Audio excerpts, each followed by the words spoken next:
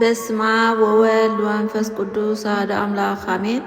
መዝሙር ዳዊት ቁጥሪ 92 መዝሙር ምስጋና ንእግዚአብሔር መምስጋን ሰናይ እዩ። ኦ ልዑል እግዚአብሔር ንኽብርኻ ምዝማር ሰናይ እዩ።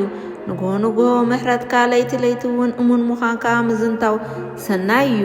10 ኣውታር ብዘለዎ በገና ብጭራን ብምውቃዕ መሰንቆን ንዓኻ ምምስጋን ሰናይ እዩ። ኦ እግዚአብሔር ብግብርታትካ ኣሐጒስካኒ ኢኻ እሞ ብዛዕባ ተግባር ኣእዳውካ እልል ክብል እየ። ኦ ጐይታይ ግብርኻ ክንደይ ዓብዪ እዩ፣ ሓሳባትካ ክንደይ ዓሚቕ እዩ። ዳንዳ ኣይፈልጦን ዓሻ እውን ኣየስተውዕለሉን እዩ።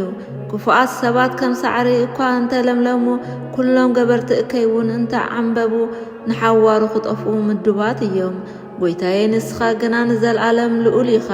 ጐይታዬ እነው ጸላእትኻ ክጠፍኡ እዮም፣ ኩሎም ገበርቲ እከይ ክብተኑ እዮም። ግናኸ ንዓይ ከም ጉባኤ ሓያል ገበርካኒ፣ ብዘይቲ ሓጎስ ቀባእካኒ።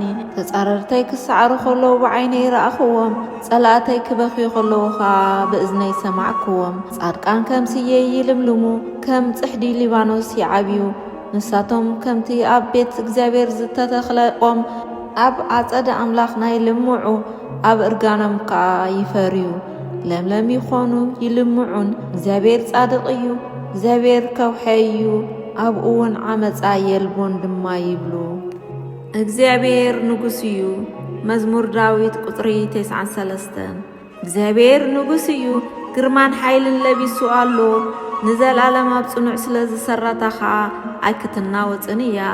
ዙፋንካ ካብ ጥንቲ ጽኑዕ እዩ፣ ንስኻ ካብ ዘለዓለም ኢኻ።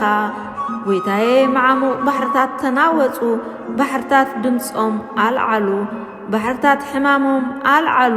እግዚአብሔር ካብ ድምፂ ብዙሕ ማያትን ካብ ብርቱዕ ማዕበላት ባሕርን ኣዝዩ ዝበርትዐ ኮይኑ ኣብ ሰማይ ይነግስ። ሕግታትካ ኦ እግዚአብሔር ኣዝዩ ዘለዓለማዊ እዩ፣ ቤት መቕደስካ ኸዓ ንዘለዓለም ቅዱስ እዩ።